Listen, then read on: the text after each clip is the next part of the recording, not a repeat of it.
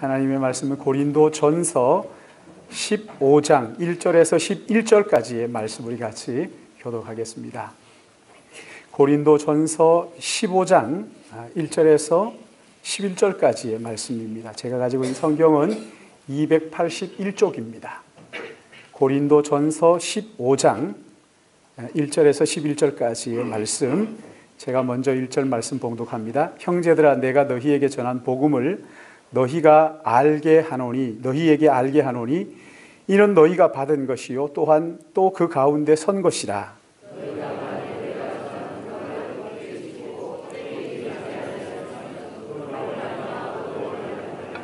내가 받은 것을 먼저 너희에게 전하였노니 이는 성경대로 그리스도께서 우리 죄를 위하여 죽으시고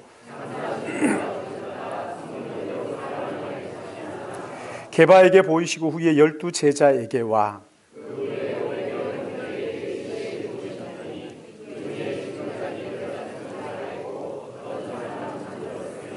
그 후에 야고보에게 보이셨으며 그 후에 모든 사도에게와 못하여 난 자 같은 내게도 보이셨노니 나는 사도 중에 가장 작은 자라. 나는 하나님의 교회를 핍박하였으므로 사도라 칭함 받기를 감당하지 못할 자니라.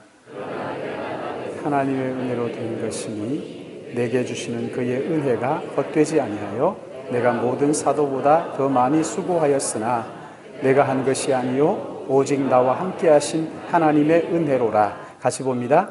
그러므로 나나 그들이나 이같이 전파하며 너희도 이같이 믿었느니라. 아멘. 우리 기도하겠습니다. 하나님 아버지, 주님 부활의 이 아침에 다시 주님의 부활을 기념하며 또 주님을 예배하기 위하여 한자리에 모였습니다. 사람이 만들어내는 시간과 어떤 분위기가 아니라 성령 하나님께서 우리와 함께 하셔서 말씀하시고 살아계신 하나님과 인격적인 만남을 통해서 하나님과의 사귐이 있게 하시고 그리함으로 말미암아 우리의 삶이 주님이 나의 주인 되심의 증거들이 삶 가운데 드러나도록 은혜 주시기를 간절히 기도합니다. 이 시간에도 부족한 종이 말씀 들고 섰습니다. 두렵고 떨리는 마음으로 성령의 은혜가 아니면 주의 말씀을 바르게 전할 수 없사오니 긍휼히 여기시고 성령으로 붙들어 주시며 우리 모두에게 말씀을 전하는 자나 듣는 자가 함께 성령 안에서 은혜 받는 복된 한 시간 되게 인도하여 주옵소서. 우리 안에 성령이 충만한 증거가 하나님의 진리의 말씀이 살아계신 주님께서 나에게 주시는 음성으로 듣게 하여 주심으로 참된 사귐 속에 평안과 기쁨이 넘치도록 인도해 주시길 바라옵고 한 시간 주님 앞에 의탁하오며 거룩하신 구세주 예수님의 이름으로 기도드리옵나이다. 아멘. 오늘 본문은 예수 그리스도의 부활과 우리의 부활에 대하여 말씀하는 위대한 부활장입니다. 사람들은 저마다 부활에 대한 나름대로의 생각들을 다 가지고 있어요. 근데 오늘 성경이 부활을 어떻게 말씀하시는지를 살펴보면서 함께 은혜를 나누려고 합니다. 오늘 여기 말씀을 보시면 1절, 2절 그리고 3절 앞에 절까지 보시면 바울이 부활에 대하여 말씀하면서 내가 너희에게 전한 무엇이라고 말합니까? 복음이라고 말했죠. 지금 부활에 대하여 이야기하면서 내가 너희에게 전한 복음이라고 말합니다. 여러분 성경 전체를 단 두 글자로 압축하면 복음입니다. 복음. 복음은 성도를 성도답게 하는 거예요. 교회를 진짜 교회답게 하는 것이 바로 이 복음입니다. 이 복음은 바울이 만들어낸 사상이 아니고 어떻게 한 것이라고 말씀합니까? 3절 보십시오. 3절 시작.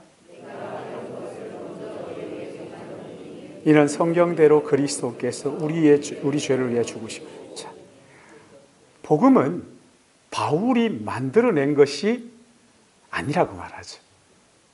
그러면서 이 복음은 어떻게 한 거라고 말하죠?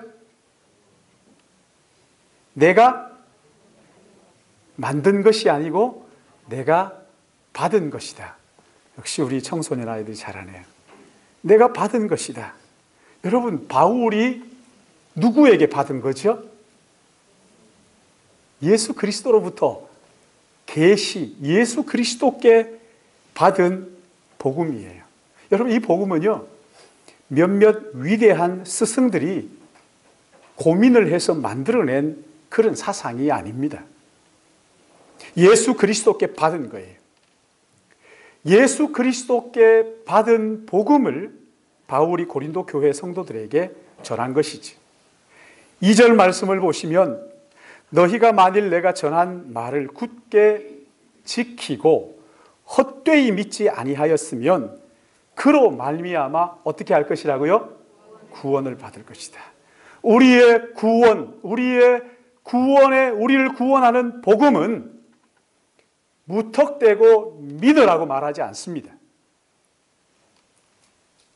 굳게 지키고 헛되이 믿지 않으면, 이것을 놓치지 않고 이 말씀을 붙들고 올바르게 믿으면 우리를 구원하는 구원의 능력이다. 그렇게 말씀을 하시죠. 여러분, 우리 기독교는요, 여러분 그냥 믿으면 됩니다. 덮어놓고 믿으세요. 아멘 하세요. 그렇게 말하지 않습니다.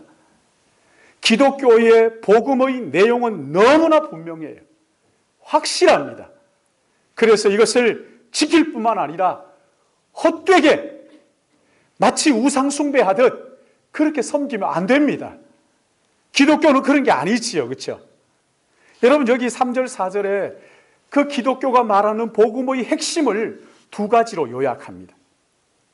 이는 성경대로 그리스도께서 우리의 죄를 위하여 죽으시고 장사 지낸 바 되셨다가 성경대로 사흘 만에 다시 살아나셨다.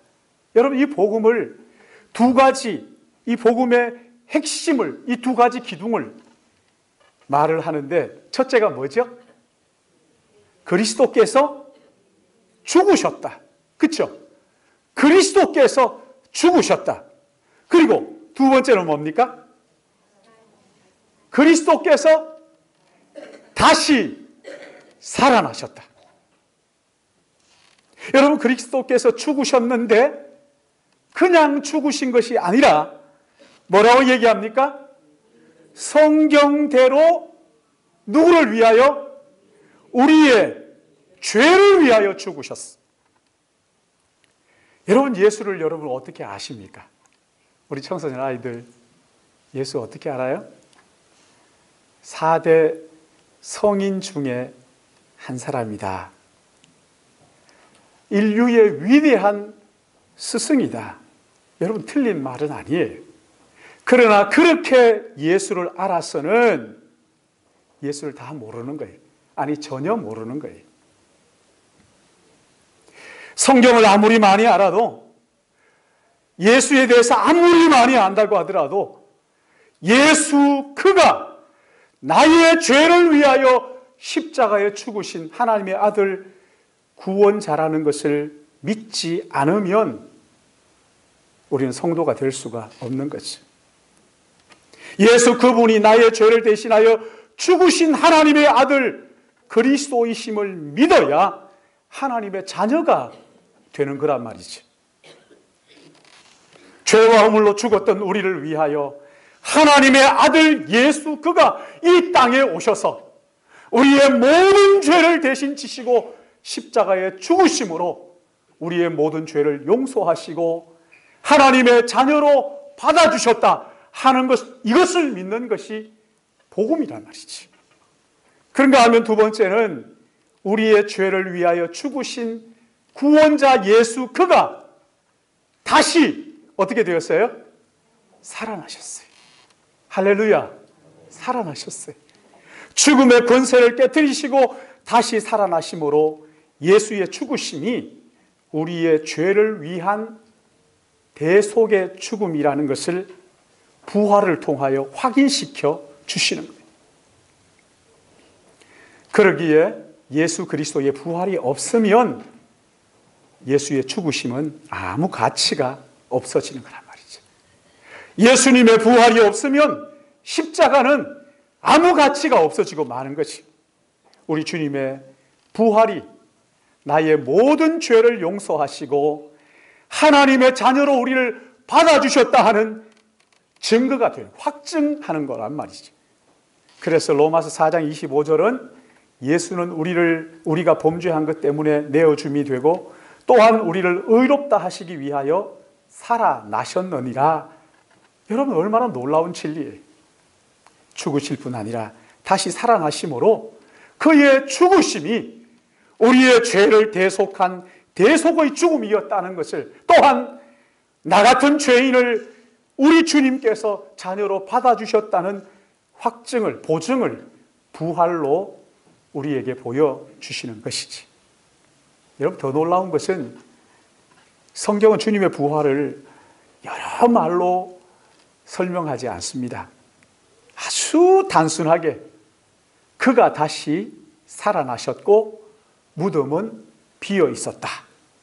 아주 담담하게 기록을 하고 있어요.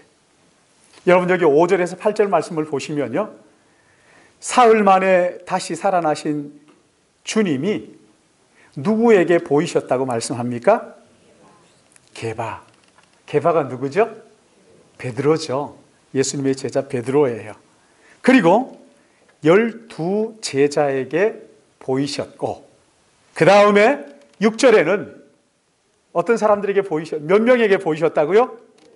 네, 그 당시에 500여 형제들이 모여있는 거기에 부활하신 주님께서 나타나셨어요. 그들에게 보이셨어요. 자, 7절에는 누구에게 보이셨어요? 야고보죠, 그렇죠? 여러분, 이 야고보는 예수님의 제자 야고보가 아닙니다, 그렇죠? 예수님의 동생 야고보예요. 그 야고보에게 보이셨을 뿐만 아니라 8절에는 맨 나중에 만삭되지 못하여 난 자 같은, 이게 무슨 말입니까? 우리말로 하면 그렇죠. 어떻게 그렇게 잘하세요? 덜 떨어진 거예요. 덜 떨어졌다. 나를 다 채우지 못하고 미리 팔싹둥이 그렇게 얘기하잖아요. 그렇게 태어났다는 얘기가 아닙니다. 나는 덜 떨어졌어요. 부족해요. 이렇게 말하는 거죠. 덜 떨어진 자 같은 나에게도 보이셨다. 여러분, 여기에 말하는 내가 누구입니까? 바울이죠. 중고등부는 참 진짜 상 주고 싶을 만큼 대답을 잘하네. 바울이에요. 사랑하는 여러분, 그 당시에 세계를 지배하고 있던 철학은 헬라 철학이었죠. 헬라 철학의 핵심은 이원론이죠. 육신은 악하다. 그래서 빨리 이 육신을 소모해야 된다. 그리고 순수한 영혼으로 돌아가야 된다. 영은 선하고 육신은 악하다 하는 헬라 철학이 당시의 세계를 지배하고 있었어요. 그들이 말하는 구원이 뭐냐면 빨리 악한 육신을 벗어 던지고 순전한 영으로 돌아가는 거였어요. 여러분, 그런 철학의 중심지가 바로 여기 고린도, 아덴과 고린도이지. 근데 여기 고린도에 예수께서 그들이 악하다고 여기는 그 몸이 죽음을 이기시고 부활하셨습니다. 그 철학의 중심지에 몸이 부활하셨다는 예수 그리스도의 부활을 지금 선포하고 있는 것이지. 예수가 죽음에서 다시 살아나셨습니다. 여러분, 이것은 헬라 철학이 볼 때는 너무 말도 안 되는 것이지만 우리 기독교에 있어서는 너무나 소중한 핵심 진리인 거예요. 여러분, 기독교는 예수 그리스도께서 죽음을 이기시고 다시 살아나셨다는 것을 믿는 거예요. 여러분, 이게 기독교 핵심이에요. 우리가 믿는 핵심이란 말이죠. 죽은 어떤 성인을 기리면서 예배하는 그런 공동체가 아니에요. 여러분, 우리는 죽음을 이기시고 부활하신 예수 그리스도, 그분을 예배하는 거예요. 여러분, 우리가 제자 훈련을 하고 이렇게 모여서 예배에 목숨을 걸고 하나님 앞에 바른 예배를 드리기로 애를 쓰고 기도하고 있는 이유가 뭡니까? 죽은 어떤 그런 위대한 스승을 섬기는 게 아니에요. 죽음을 이기시고 살아계신 우리와 인격적인 교제를 하시는, 우리와 관계를 맺으시고 말씀으로 찾아오셔서 우리를 만나주시고 우리를 책망하시고 격려하시고 위로하시고 실제로 살아계신 그분의 그 교통하는, 여러분, 이게 기독교란 말이지요. 기독교의 생명은 살아계신 주님을 만나는 거예요. 할렐루야. 살아계신 주님을 만나는 거예요. 이미 돌아가고 죽고 없는 그 무덤만 남아있는 죽은 것을, 죽은 어떤 위대한 스승을 섬기는 것이 아니라 죽음을 이기시고 다시 부활하신 예수 그리스도, 지금도 살아계셔서 우리의 삶을 주관하시는 예수 그리스도, 우리를 만나주시고 우리의 삶을 이끌어주시는 바로 그분을 섬기는 것이 기독교란 말이죠. 여러분, 우리는 그냥 주님을 만납니다, 그냥 주님을 만났습니다, 입으로만 말하는 것이 아니잖아요. 예수님을 만난 그 인격적으로 주님과의 교제와 사귐이 있는 것이 우리의 삶의 변화를 통해서 드러나는 거예요. 입으로만 말만 하는 게 아니에요. 참 창피한 것은 예수 믿는 예수쟁이들은 말만 잘한다, 이런 얘기 들을 때 너무 속상해요. 여러분, 우리는 내용 없이 헛된 것을 붙드는 자들이 아니잖아요. 살아계신 예수 그리스도, 그분을 만나는 사람들이, 그분과 교제하는 사람들이에요. 살아계신 주님을 만난 다음에 우리의 삶의 구체적인 변화가 주님과의 인격적인 교제를 통해서 우리의 삶의 그 변화된 모습으로 나타나는 거죠. 사랑하는 여러분, 우리가 아무리 사람들로부터 인정을 받고 명예를 얻고 아무리 많은 것을 가진다 할지라도 주님, 살아계신 주님과의 사귐이 없다면 그 사람은 성도가 아닙니다. 교회의 목사가 되고 장로가 되고 권사가 되고 직분자들이 된다 할지라도 그 사람이 정말 살아계신 예수 그리스도, 그분을 만나고 교제하는 삶이 없고 그 삶 속에 그분을 만난 변화가 일어나지 않는다면 그 사람은 성도가 아니에요. 여러분, 기독교는 죽은 사람을 기념하는 그런 종교가 아니에요. 죽음을 이기고 살아계셔서 우리와 함께 하시는, 우리의 삶에 구체적으로 다가오시고 인격적으로 우리를 만나는, 그래서 그 만남을 통하여 삶의 진정한 변화가 일어나는, 이게 진짜 기독교란 말이죠. 이렇게 말씀드리고 나면요, 조금만 우리의 삶을 주위에서 살펴보면 우리의 삶이 얼마나 세속적인지 낙심이 되잖아요. 여러분, 안 그렇습니까? 낙심이 되잖아요. 목회자로서 나는 그래도 정말 주님을 닮아가는 모습이 있다, 여러분, 이렇게 막 그냥 했으면 좋겠는데 제 삶을 가만히 보면 누가 보지 못한다고 못된 생각 막 하고 말이죠. 누가 듣는 사람이 없다고 함부로 말하고 말이죠. 늘 함께 있다고 너무 함부로 대하고 낙심이 되죠. 장로, 권사 말할 것도 없죠. 뭐. 장로라고 해가지고 믿을만한가 했더니만 감옥에 가도 할 말이 없는, 저는 그 권사님을 참 좋아했어요. 기도회에 나올 때마다 참 저 권사님, 근데 그분 때문에 그랬다고, 그렇게 돈이 많아도 또 그 돈에 욕심을 내는 참 너무 세속적인, 낙심되잖아요. 낙심되다 못해 절망이 되죠. 정말 교회가 이 세상에 소망이 될까? 복음이 정말 사람을 바꾸어 놓을 수 있을까? 예수 그리스도가 세상의 유일한 소망이라고 말하는데 진짜일까? 맞을까? 사랑하는 여러분, 기독교는 죽음을 이기시고 부활하신 살아계신 예수 그리스도 그분을 인격적으로 만나 사귐이 있는 거예요. 그 주님을 만나면 참된 변화가 우리 안에 일어나는 거죠. 부활하신 주님 그분을 만나고 인격적으로 사귀면 인생의 진짜가 무엇인지를 알게 되죠. 내가 기대하는 만큼 빨리 변화되지는 않지만 우리 안에 예수 그리스도를 인격적으로 만나는 만남을 통해서 변화가 일어나는 거예요. 그래서 이 세상하고는 다른 삶을, 세상 사람들과 다른 삶을 살기 시작하는 거잖아요. 여러분, 오늘 여기 본문에도 부활하신 주님을 만났던 사람들이 나오죠. 누구예요? 5절 말씀 한번 보세요. 누구예요? 그렇죠. 게바. 게바가 누구예요? 체 게바라예요? 베드로죠. 베드로. 그런가 하면 7절 말씀에는 누구예요? 야고보. 이 야고보는 예수님의 제자 야고보가 아니라고 말씀을 드렸죠.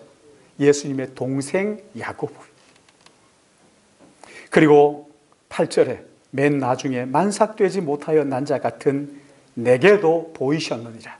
내가 누굽니까? 바울이에요. 사도 바울에게도. 여러분, 베드로를 한번 생각해 보세요. 베드로는 뭐 하던 사람이었어요? 갈릴리에서 낚시하던, 낚시해서 먹고 살던 사람이었지. 참 거기에 버려두면 평생 그렇게 그 세상의 한 구석에 제일 낮은 거기 그 구석에서 평생 고기나 잡다가 그렇게 끝날 인생인데 주님께서 그를 부르셨어요. 3년을 같이 동고동락하셨어요. 그러나 가장 중요한 순간에, 그렇죠? 가장 중요한 순간에 3번씩이나 주님을 부인하고 여종 앞에서는 나는 그를 모른다고 하면서 저주까지 했던, 한마디로 말하면 실패한 인생이죠. 다 주를 버릴지라도 나는 주님을 버리지 않겠습니다. 호언장담했던 그것이 무색했던 인생의 실패자입니다. 여러분, 그랬던 그가 부활하신 주님을 만난 후에 어떻게 합니까? 여종 앞에서 부인했던 그가 산헤드린 공회, 그 무시무시한 산헤드린 공회 앞에 서서 목숨을 내놓고 담대하게 예수 그가 다시 살아나셨다고, 그가 우리의 구세주라고, 이제도 저들의 위협함을 하감하시고 담대하게 그리스도의 복음을, 주님의 부활을 전하게 하여 주옵소서 기도했던 그리스도의 부활, 살아계신 주님을 만난 후에 그 사람의 삶이 완전히 새롭게 변화된 것이지. 그런가 하면 여기 야고보, 이 야고보는 예수님의 동생으로서 어린 시절 예수님과 함께 살았어요. 그러나 예수님을 주님으로 믿지를 못하고 오히려 주님을 미쳤다고 손가락질했던 냉소주의자였어요. 그런 그가 부활하신 주님을 만난 후에 초대교회에 없어서는 안 될 기둥처럼 얼마나 주님 앞에 기도했던지 낙타의 무릎이라는 별명을 얻을 정도로 부활하신 주님을 만난 후에 새 사람이 된 거죠. 완전히 변한, 육신의 형님인데 내 형님 이렇게 부르지 않고 나의 구주, 나의 주님입니다. 그리고 마지막까지 얼마나 아름답게 그 주님을 예배하고 섬겼던 야고보, 주님을 만난 후에 말이죠. 그런가 하면 여러분, 여기 바울은 그 뒤로 이제 우리가 읽지는 않았지만 그 뒤의 내용들을 보면 이 바울은 예수 믿는 사람들을 핍박했던 원수잖아요. 그렇죠? 교회를 박해했던 자였어요. 그랬던 그가 부활하신 주님을 만난 후에 완전히 뒤집어집니다. 삶이. 그의 평생 예수 믿는 사람들을 핍박하면서 살다가 부활하신 주님을 만난 후에 그의 평생을 들여 결혼도 하지 않고 주님을 전하는 전도자로 살게 된 것이지. 사랑하는 여러분, 지금도 어떤 사람이든지 어떤 형편에 있든지 부활하신 예수 그리스도, 살아계신 주님을 만나는 사람은 그 삶이 새롭게 변하는 것을 믿으시기 바랍니다. 변하는 거예요. 여러분, 그러기에 교회는 이 땅의 유일한 희망인 것을 믿으시기 바랍니다.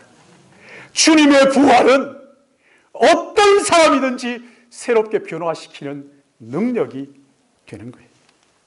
여러분, 부활하신 주님을 만나면 어떻게 변하는지 10절에 이렇게 말씀합니다. 우리 10절 말씀 같이 읽을까요? 시작. 내가 나 된 것은 하나님의 은혜로 된 것이니 내게 주신 그의 은혜가 더 많이 수고하였으나 내가 한 것이 아니요 오직 나와 함께 하신 하나님의 은혜.